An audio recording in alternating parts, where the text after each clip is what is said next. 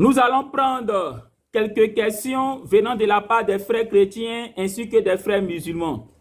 Alors ici, je suppose que c'est un frère chrétien, il se prénomme Eric. Il demande pourquoi nous les musulmans, nous disons que Jésus-Christ n'est pas Dieu. Est-ce que nous avons un seul verset dans la Bible où Jésus a dit qu'il n'est pas Dieu? Mon frère chrétien, il n'y a pas qu'un seul verset, il y a beaucoup de versets dans la Bible où Jésus-Christ montre qu'il n'est pas Dieu. Quand tu prends le texte de Jean chapitre 20, le verset 17, Jésus dit, je monte vers mon Dieu et votre Dieu. Jésus dit en Jean 20, verset 17, que lui, Jésus, là, il a son Dieu qui est aussi notre Dieu. Donc là-bas, c'est plus que clair. Jésus, de sa propre bouche, reconnaît qu'il n'est pas Dieu, mais que lui et nous, là, nous avons le même Dieu. Donc ça, c'est plus que clair. Il y a aussi le texte de Jean chapitre 17, le verset 1 et le verset 3. Là-bas, Jésus s'adresse au Père. Et au verset 3 de Jean chapitre 17, il appelle le Père le seul vrai Dieu. Et il dit que lui, Jésus-Christ, il est l'envoyé du Père qui est le seul vrai Dieu. Alors nous allons prendre une autre question. Je suppose que c'est un frère chrétien. Ah, mais ça, c'est quelle question ça? Bon, on va la lire quand même. Il demande, pourquoi vous les musulmans qui prêchez, vous demandez aux musulmans de vous soutenir avec de l'argent? Ah, mes frères chrétiens, dites-moi, ça vous fait mal de savoir que les frères musulmans nous font des dons? Dites-moi, dans vos églises là, lorsque vos pasteurs prêchent, pourquoi ils font des offrandes? Il y a des églises, pour ne pas dire la plupart des églises évangéliques, lorsque vous partez au culte les dimanches ou bien en semaine, quand le pasteur finit de prêcher là, pourquoi il vous demande de faire des offrandes? Donc vous estimez que c'est normal de faire des offrandes à vos pasteurs après qu'ils aient fini de prêcher, et c'est pour nous là qui vous fait mal. Moi je ne comprends pas. Ces temps-ci même, il y a une église très célèbre ici en Côte d'Ivoire, ils veulent partir évangéliser. Et ils demandent à leurs fidèles de faire des offrandes de plus de 100 millions, simplement pour aller évangéliser. Et il n'y a pas que cette église seule qui le fait. Donc toutes les églises évangélistes, c'est comme ça. Quand le pasteur doit voyager pour aller évangéliser quelque part, ce n'est pas l'église qui cotise. On ne fait pas un communiqué à l'église pour dire, ah, l'homme de Dieu doit aller évangéliser en Europe, ou bien dans tel pays, ou bien dans telle ville, et puis on cotise des millions. Donc, quand il s'agit de vos hommes de Dieu, là, c'est normal. Maintenant, quand c'est nous, les prédicateurs musulmans, quand on sollicite le soutien, on va dire de la communauté musulmane, ça vous fait mal. Vous n'êtes pas sérieux. Vous n'êtes pas sérieux, les chrétiens. Vous n'êtes pas sérieux.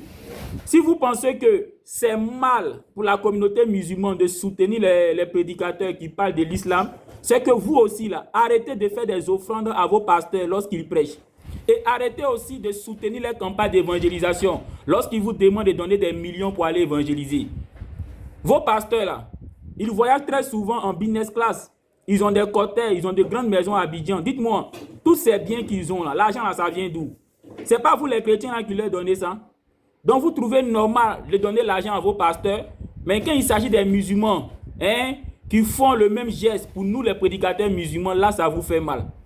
Déjà, ce que j'aimerais vous dire à ce frère chrétien qui a posé cette question-là, sache que le fait que les musulmans nous soutiennent par des dons en nous donnant de l'argent, c'est biblique et c'est coranique. Lorsque nous prenons la sourate 9, le verset 60, et la sourate 57, le verset 18, Allah dit, les musulmans n'ont qu'à donner l'aumône, c'est-à-dire la sadaka, aux pauvres, c'est-à-dire aux nécessités, mais aussi à la cause d'Allah. Donc, donner la sadaka, donner l'aumône à la cause d'Allah, c'est par exemple donner son argent pour construire une mosquée, donner son argent pour soutenir un imam, ou encore donner son argent à nous qui faisons la dawa, tel que la DDR, la Banque Noudine Diama et nous d'autres. Donc ça c'est coranique et c'est aussi biblique. Lorsque nous prenons ta Bible en Luc chapitre 10, le verset 5 et le verset 7, Jésus dit à ses disciples, lorsque vous allez partir prêcher dans une maison, et que cette maison vous donne à manger, à boire là, prenez, mangez, car l'ouvrier mérite son salaire. Autrement dit pour Jésus, selon Luc chapitre 10, le verset 5 et 7, lorsqu'on va évangéliser et que les gens nous donnent des dons, ces dons-là, c'est considéré comme un salaire pour nous. Car Jésus dit, quand vous partez évangéliser et qu'on vous donne à manger et à boire, mangez. Car en Luc chapitre le verset 7, Jésus dit, l'ouvrier mérite son salaire. Donc, les dons que les musulmans nous font, là, c'est comme un salaire de notre part.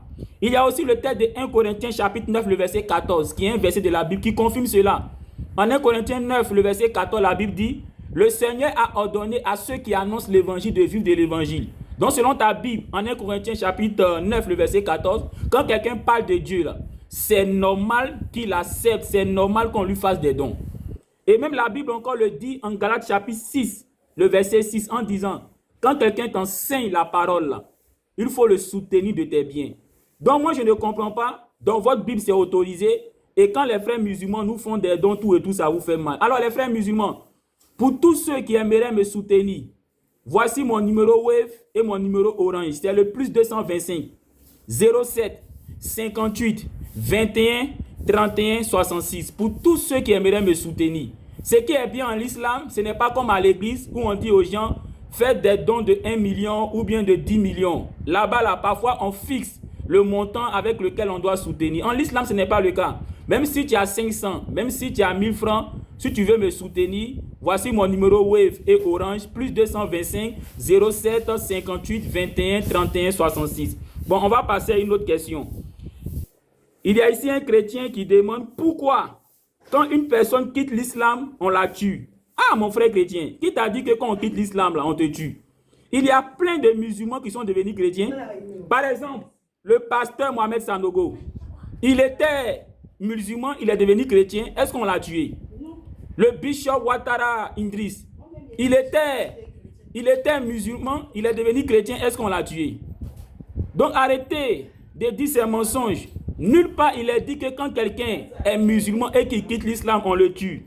Quand tu prends la sourate 2, le verset 256, Allah dit « Nulle contrainte en religion ». Autrement dit, selon le Coran, dans la sourate 2, le verset 256, on ne doit pas obliger quelqu'un, on ne doit pas contraindre quelqu'un à pratiquer notre religion. Donc si quelqu'un est musulman et qu'il quitte, selon la sourate 2, le verset 256, on ne doit pas le tuer, on ne doit pas le contraindre.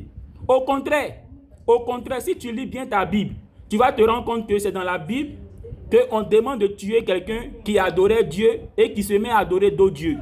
Quand tu prends le texte de Exode chapitre 22, le verset 20, Deutéronome chapitre 17, le verset 2 à 5, là-bas il est dit, si quelqu'un adorait l'Éternel et qu'après il se détourne pour adorer d'autres dieux, tuez-le. Et il n'y a pas que ça, dans le Nouveau Testament, en 1 Corinthiens chapitre 5, le verset 11, là-bas Paul dit, si un frère, si un croyant, il est impudique, c'est-à-dire fornicateur, il est idolâtre, c'est-à-dire il fait zamour, il fait l'occultisme, il fait le vaudou, de ne pas parler avec un tel homme et de ne même pas faire commerce avec lui.